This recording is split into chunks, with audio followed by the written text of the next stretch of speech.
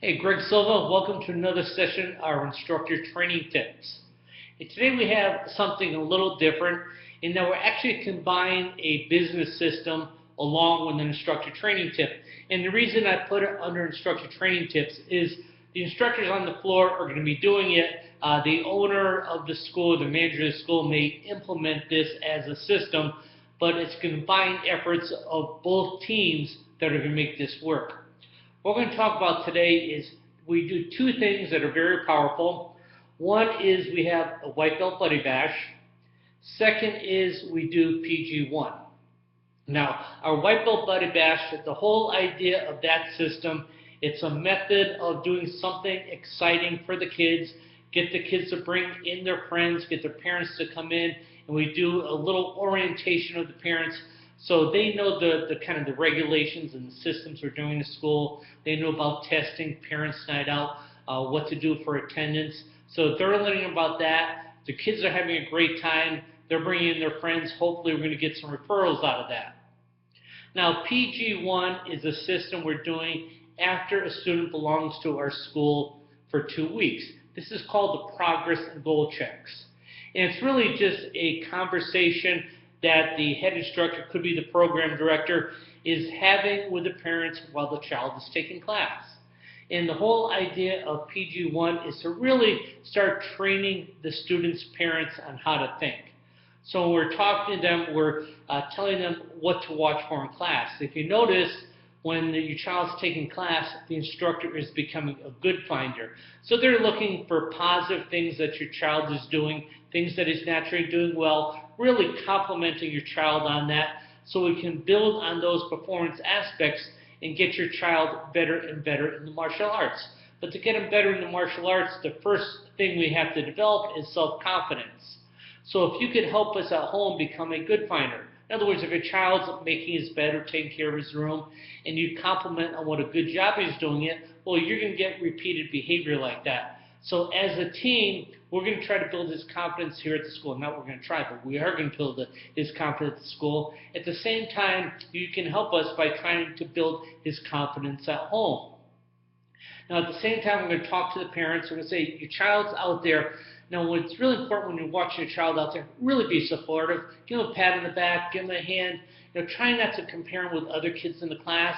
You have to remember that your child's just starting, and some of the kids that you're seeing in class could be here for 2, 3, even as long as 6 months. So some kids are going to be better through time, and some kids are just more naturally talented. I'm not saying your child isn't, but the whole idea is not to compare one child with the other. We have kids at all different levels of skills, and the whole idea through martial arts is to see how they can improve their skills independently.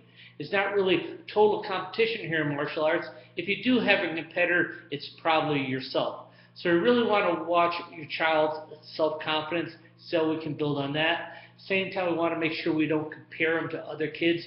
We want to build on his or her natural talents. So that would be the whole idea of a PG1. Now, we're doing that system. So we're doing the PG1 system. We're trying to build up their confidence and trying to get the parents on our team, talking to the parents on how to become a good finder, talking to parents how to think. And another system we have in the school is the White Belt Buddy Bash. And I told you about that. That's the orientation for the parents.